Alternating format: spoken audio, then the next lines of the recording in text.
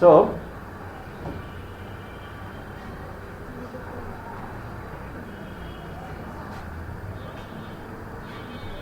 nothing. Okay, so when he was 19 years of age, he got a job as a school teacher in Pittsfield, another area. So, bank clerk, farm laborer, and then he started working as a school teacher. This school teacher became the one of the great authors in the history of America.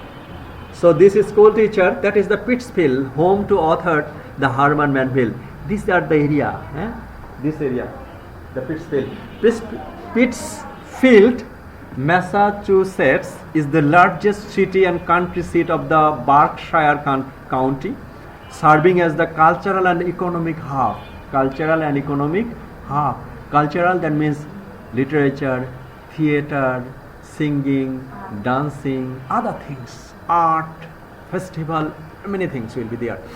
And with a 2020 population of 43,927, and this former industrial city has evolved into known for the colonial theater, a theater famous for this theater, and Berkshire Museum, and access to outdoor recreation, especially skiing location situated in the heart of the Berkshire, the offering close proximity to skiing, সমুদ্রে করা এক প্রকারের নৌকার মতো জিনিস দিয়ে হচ্ছে skiing, hiking, and the lakes of the western Massachusetts. Okay, so this area, it was home to author Herman Melville, who wrote Moby Dick while living Arrowhead. So in this area in this Pittsfield area there is a place, and that place name is Arrowhead, and this Arrowhead is the dwelling place of our writer Herman Melville. That is Herman Melville Arrowhead. That is the house. So Herman Melville had been living in this area, Pittsfield area. Pittsfield is a part of Massachusetts, and this area is famous for cultural and the entertainment activities, recreation activities.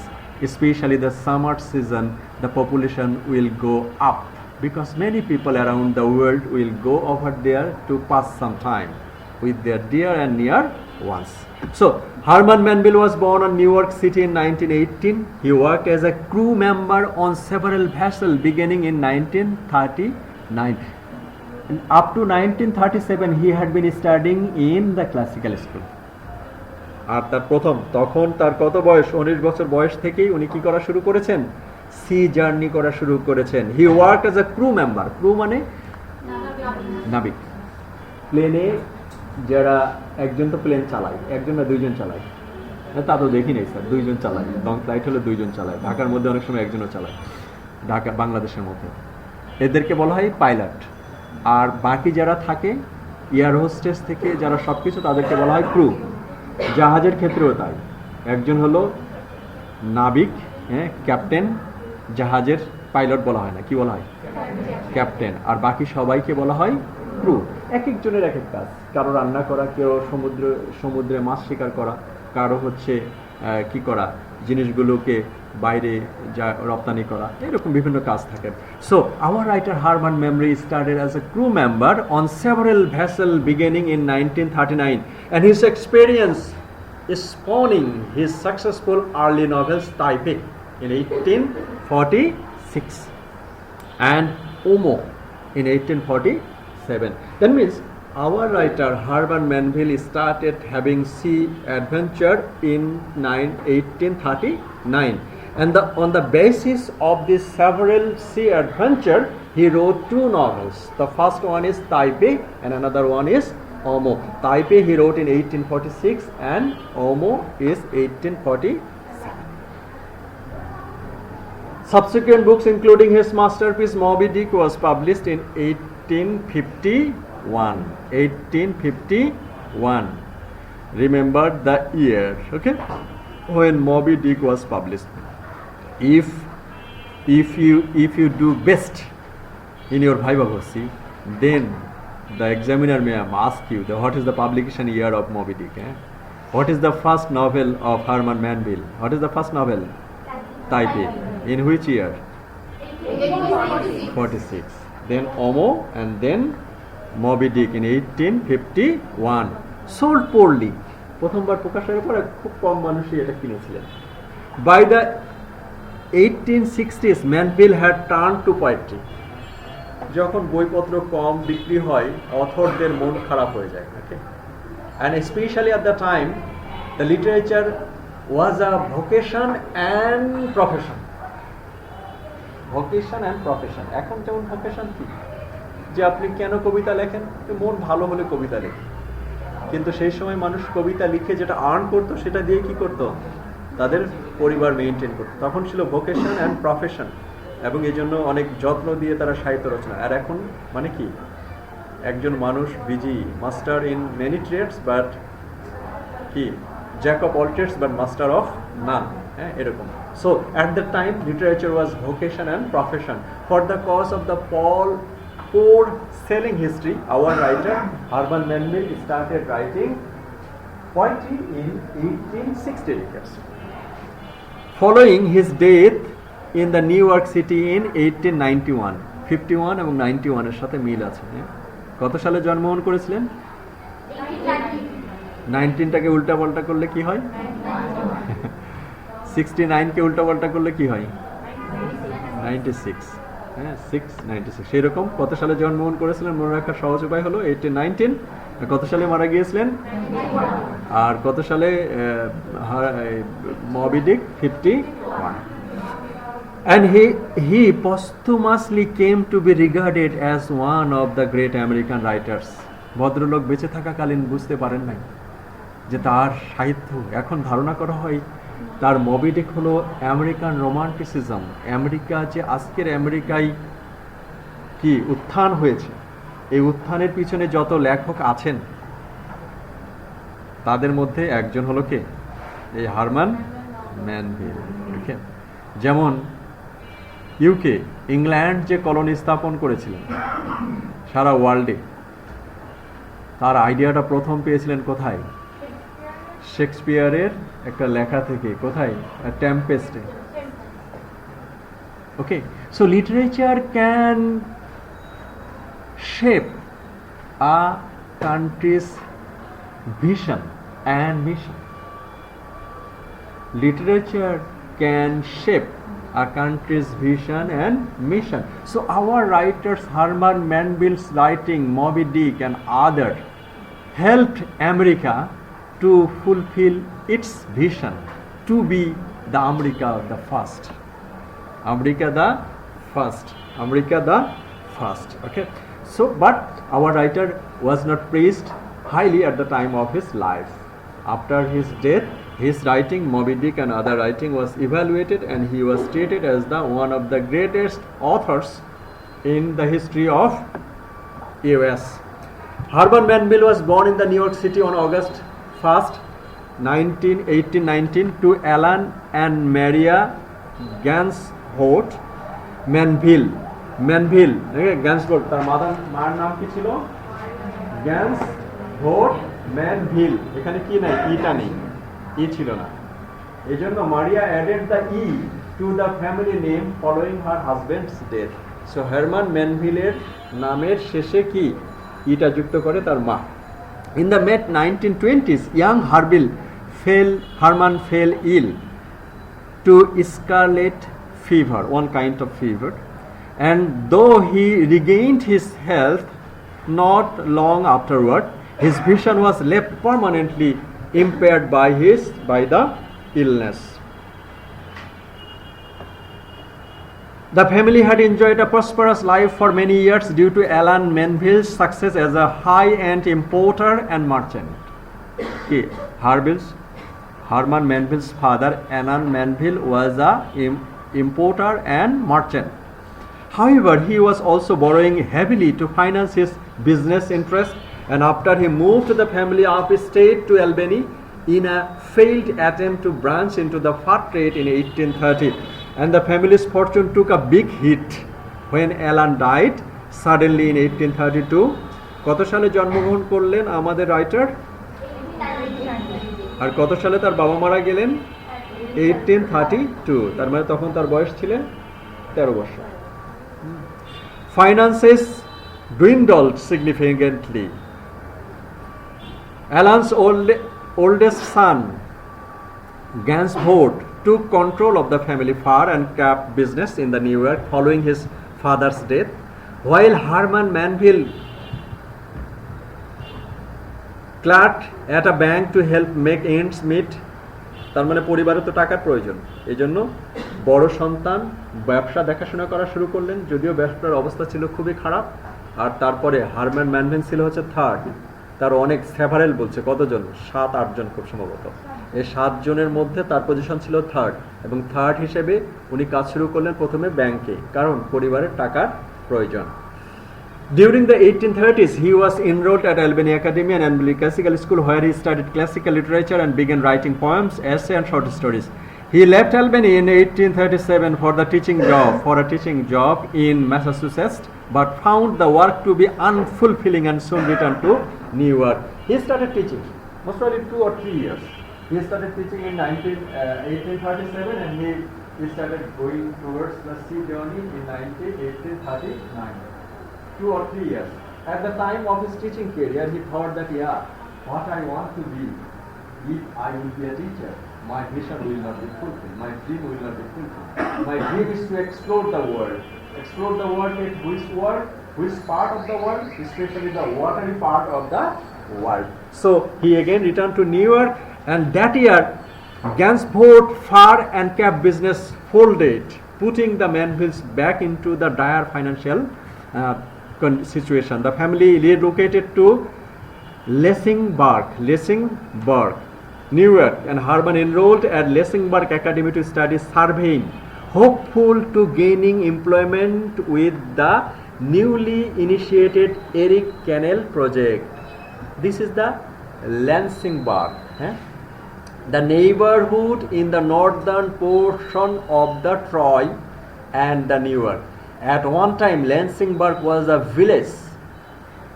It was first laid out the lots and incorporated in 1771 the Abraham Jacob Lansing.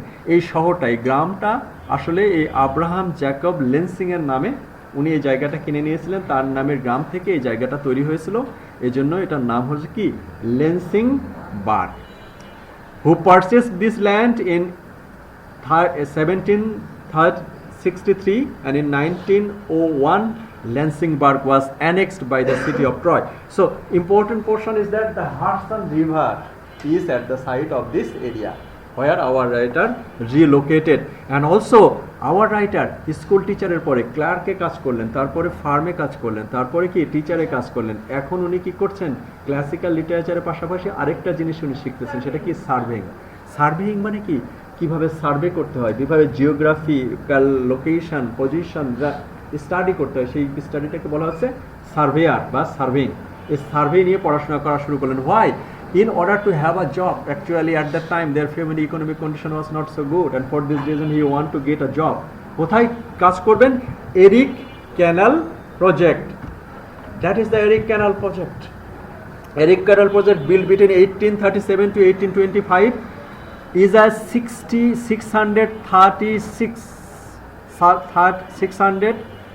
363 mile waterway connecting the Great Lakes to the Atlantic Ocean via the river Hudson River. একটা artificial lake তৈরির যে project proposed by the DeWitt Clinton, this engineering marvel drastically reduced the shipping cost between New York City as a premier port and facilitated the westward expansion.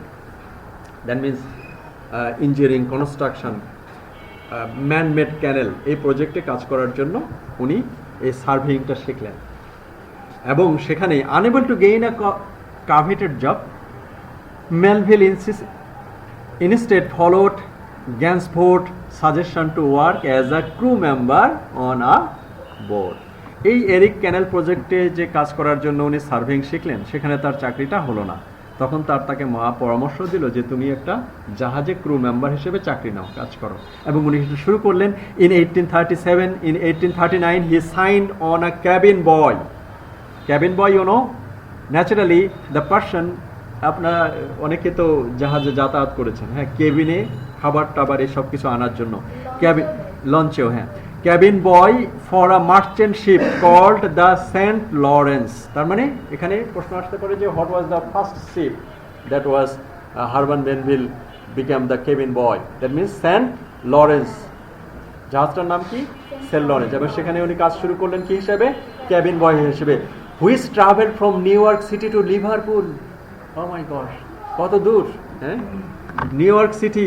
Mary Gansevoort was the mother of American novelist Herman Melville, born into a prominent Dutch-American family in Albany, New York, to General Peter Gansvoort, known for her strict Calvinistic faith and bilingual upbringing. তার নেদারল্যান্ডের ভাষা কি ছিল? Dutch. তার মা কি ভাষায় কথা বলতেন? ডাচ ভাষায়। কিন্তু উনি বড় হয়েছিলেন কোথায়? আমেরিকাতে। আমেরিকার ভাষা কি? ইংলিশ। তার Calvinistic religious belief and the bilingual position give her a best intellectual position. English and Dutch. She married affluent merchant Alan Menville, though the family later faced financial ruin. And also, this is the road, the first road that our writer Herman Melville had a job of cabin boy. এবং cabin boy থেকে কোথায়? Liverpool থেকে উনি, Liverpool হচ্ছে ইউকের হচ্ছে একটা শহর, এবং এই নিউ ইয়র্ক থেকে যাত্রা শুরু করে। আমরা নিউ ইয়র্কের ম্যাপ দেখেছি, এই নিউ ইয়র্ক ইউনাইটেড স্টেটস থেকে ইউনাইটেড কিংডম, পুরো এই প্যাসিফিক ওশন দিয়ে। A water road from the New York to Liverpool span approximately 2,880 to 3,300 nautical miles across the North Atlantic. এরকম একটা দুর্ধর্ষ সামুদ্রিক যাত্রার অংশ হলেন আমাদের writer Herman Melville. The route typically exits New York Harbor, travels northeast along the coast of the Canada, and crosses the Atlantic. And in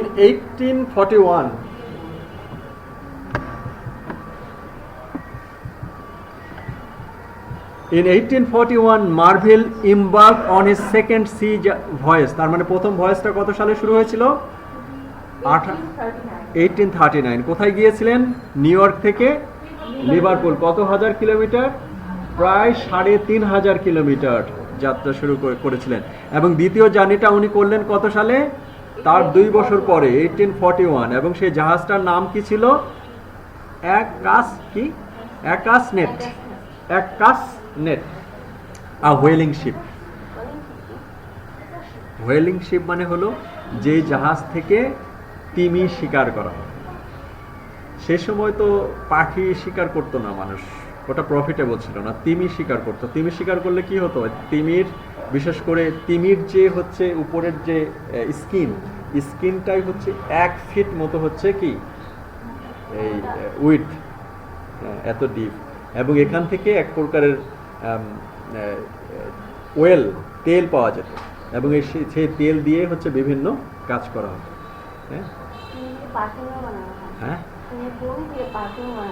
হ্যাঁ, অনেক কিছু বানানো হয়। সো এই অ্যাকাসনেট, a whaling ship. His subsequent wild journey provided the spark of his yet to be realized literary career. After arriving at the Marquesas Island in Polynesia, এই যে 1841 সালে যখন উনি জার্নি করছিলেন, তখন হঠাৎ করে উনি পরিত্যক্ত হলেন কোথায়? 1842 সালে মার্কেসাস আইল্যান্ডে। এবং এটা কোথায়? এই পলিনেশিয়াতে। হ্যাঁ, দ্য মার্কেসাস আইল্যান্ড আর the group of volcanic islands in French Polynesia and the overseas activity of France, and in the southern Pacific Ocean. The highest point is the peak of the Mount Oeuf. French Mount Oeuf is the island. But when he was left in Marquesas Island in Polynesia, Melville and a crewmate deserted the ship and soon after were captured by local cannibals. মানুষ খেকোদের খপ্পরে পড়ে গেলেন কোথায় 1942 সালে 1941 সালে তার দ্বিতীয় সমুদ্র যাত্রা এবং সেই দ্বিতীয় সমুদ্র যাত্রাতে কি করলেন উনি ক্যানিবালদের খপ্পরে পড়লেন কোথায় মার্কেসাস আইল্যান্ডে মার্কেসাস আইল্যান্ড অনেকগুলো দ্বীপপুঞ্জ এবং এখানে ভনকারিক দ্বীপপুঞ্জ সেখানে উনি পতিত হলেন অলদো মেলভিল ওয়াজ ট্রিটেড ওয়েল মেলভিলকে ভালো ব্যবহার করেছিল ক্যালিবানরা হি escaped after 4 months on board another whaling ship the Lucy Ann এই 2 মাস ওখানে ক্যালিবানদের খপ্পরে মার্কেসাস আইল্যান্ডে থাকার পরে একটা জাহাজ দেখতে পেল সেই জাহাজটাও হচ্ছে হোয়েলিং শিপ এই জাহাজটা কোথায় যাচ্ছিল আমেরিকাতে যাচ্ছিল এবং সেটাতে উনি উঠে পড়লেন সেটার নাম কি Lucy an and was jailed after joining the crew in a mutiny এবং এই লুসি ইনে যখন উনি ছিলেন তখন ওই ক্রু মেম্বারদের মধ্যে সমস্যা তৈরি হলো এবং একে অপরের প্রতি বিদ্রোহ শুরু করলো এই জন্য তাকে কোথায় জেলে যেতে হলো তার মানে জেল খাটার অভিজ্ঞতাও তার ঝুড়িতে আসলো and he eventually went up to Hawaii before catching a ride back to Massachusetts on the USS United States এরপরে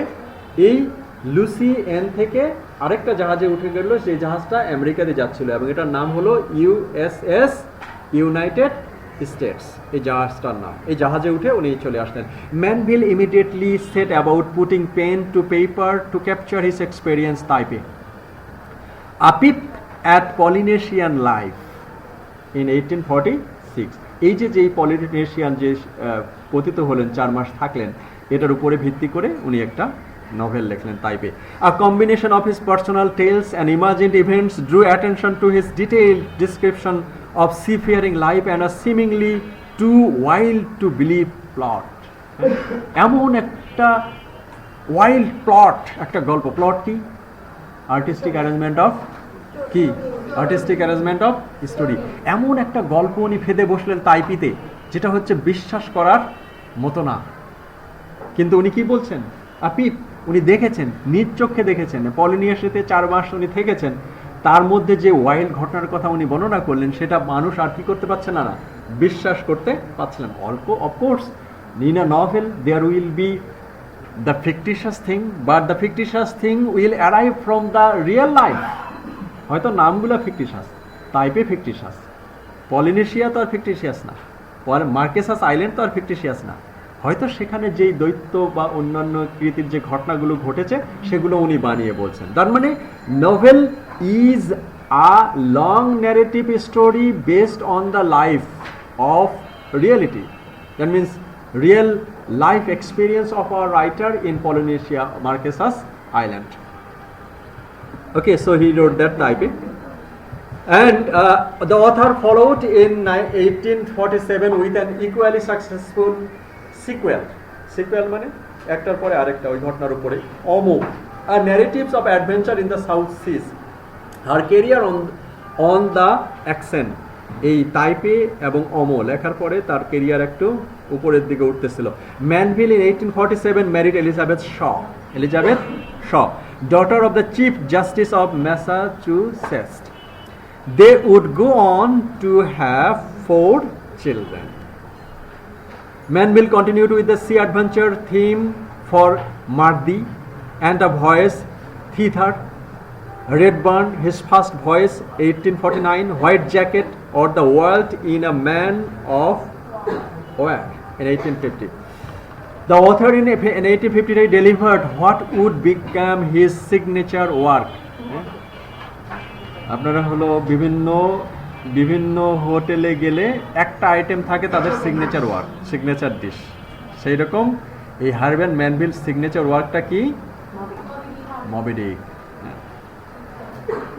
and initially titled The Whale এটার নাম ছিল কি প্রথমে তো হোয়েল মানে কি টিন কিন্তু এটা পরবর্তীতে নাম করা হয়েছে মবি ডিক categorized the American romanticism as we have seen romanticism what does it means equality fraternity liberty to know and judge according to the own conscience the spontaneous overflow of emotion Romanticism come with the advocacy of William Wordsworth and Coleridge. They say that a spontaneous overflow of powerful feelings. What you will feel, that you will write. Okay. So what Herman Melville felt in his actual sea journey, he has written. And for this reason, with the publication of Moby Dick, it was believed that American Romanticism was flourished. The people of America, they started thinking that their literature is great because they have the literature written by our writer Herman Melville, like Moby Dick. Wow. Is based on the both Melville's years of experience about whale ships and the real life disaster of Essex whale ship. এখন আমরা যতগুলো journey আমাদের writer করেছিলেন, কোন কোন জার্নিগুলো? প্রথমত হচ্ছে একটা জার্নিতে একটা জাহাজে উঠলেন, সেই জাহাজটার নাম কি ছিল? Saint Lawrence. তারপরে লুসি এন, তারপরে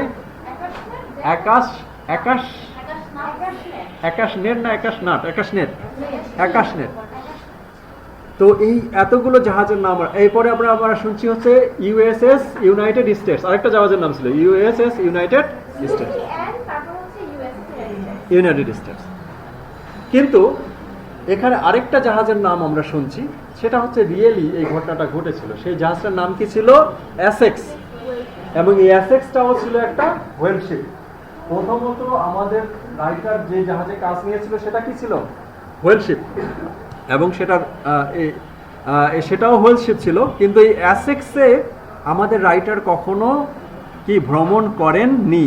এই অ্যাসেক্স নিয়ে একটা রিয়েল ঘটনা ছিল। সেটা কি? Travelling from Nantucket Massachusetts to the South America, the Essex. এই জাহাজটা অ্যাসেক্স জাহাজ কোথায় শুরু করেছিল? এই Nantucket. Nantucket is an affluent and historic island 30 miles of the Cape code.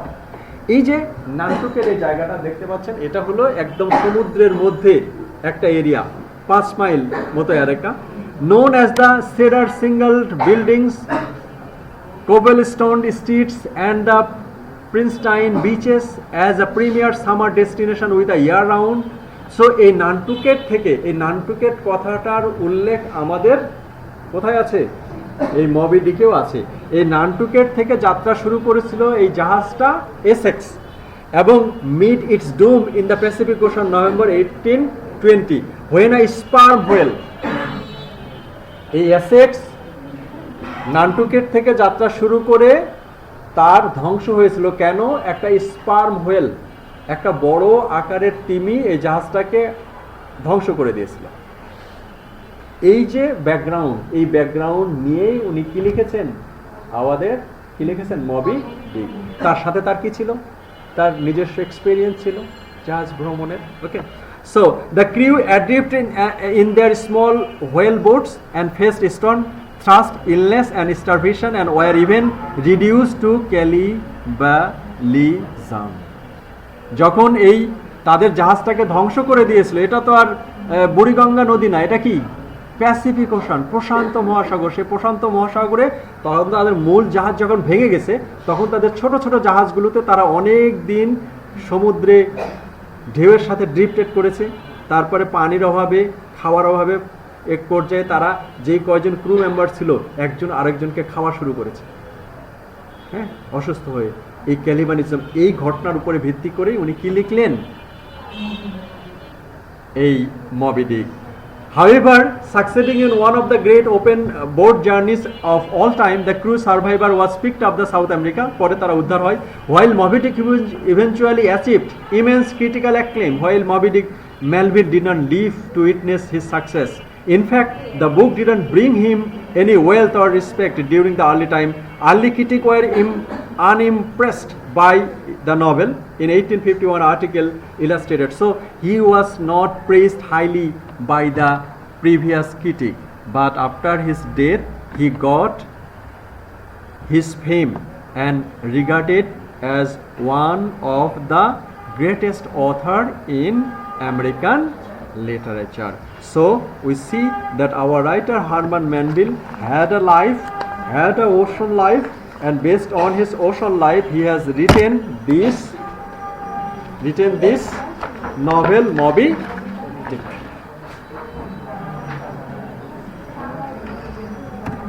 Okay, quickly Where is my pen? What's the date today? কালকের online class তো হয়ে গেছে, আজকে হলো 17। গত অনলাইন ক্লাসটা কয় তারিখে হলো?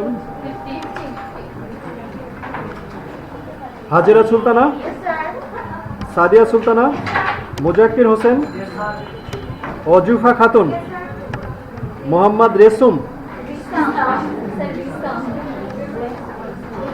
এখন কিভাবে উচ্চারণ করবো আমি এটা বুঝতে পারছি না। রিসাম লিখে নিলাম। হ্যাঁ রিসাম, রিসাম কই? মোহাম্মদ পলাশ মিয়া, পলাশ মিয়া।